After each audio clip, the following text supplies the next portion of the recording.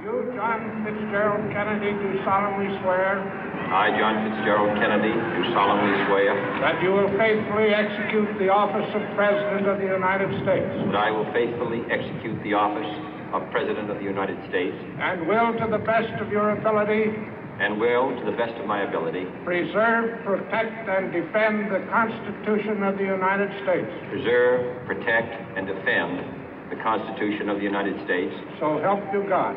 So help me God.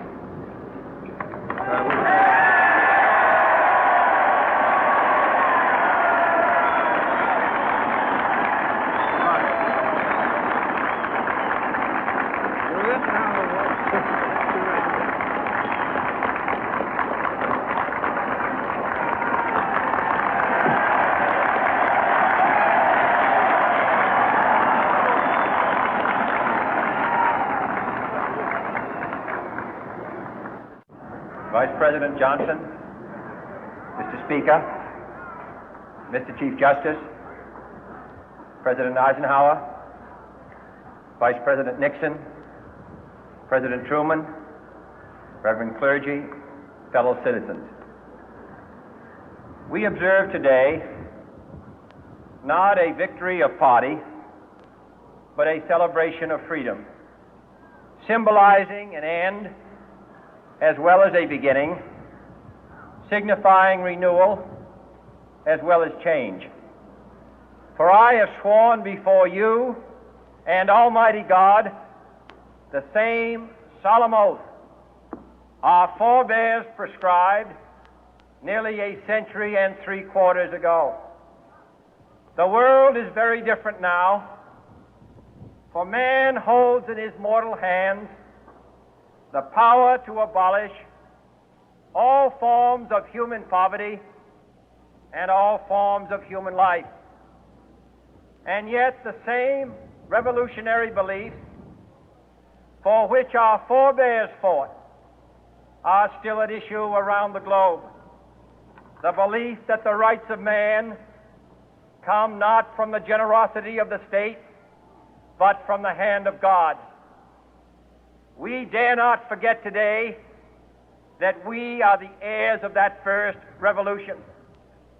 Let the word go forth from this time and place to friend and foe alike that the torch has been passed to a new generation of Americans born in this century, tempered by war, disciplined by a hard and bitter peace, proud of our ancient heritage, and unwilling to witness or permit the slow undoing of those human rights to which this nation has always been committed and to which we are committed today at home and around the world.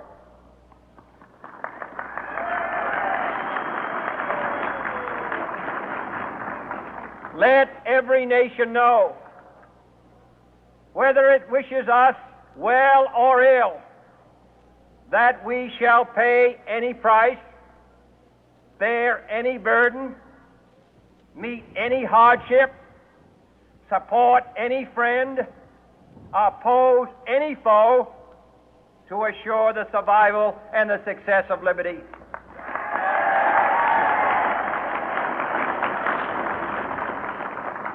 This much we pledge and more. To those old allies whose cultural and spiritual origins we share, we pledge the loyalty of faithful friends. United, there is little we cannot do in a host of cooperative ventures. Divided, there is little we can do, for we dare not meet a powerful challenge at odds and split asunder. To those new states whom we welcome to the ranks of the free, we pledge our word that one form of colonial control shall not have passed away, merely to be replaced by a far more iron tyranny. We shall not always expect to find them supporting our view, but we shall always hope to find them strongly supporting their own freedom, and to remember that in the past, those who foolishly sought power by riding the back of the tiger ended up inside.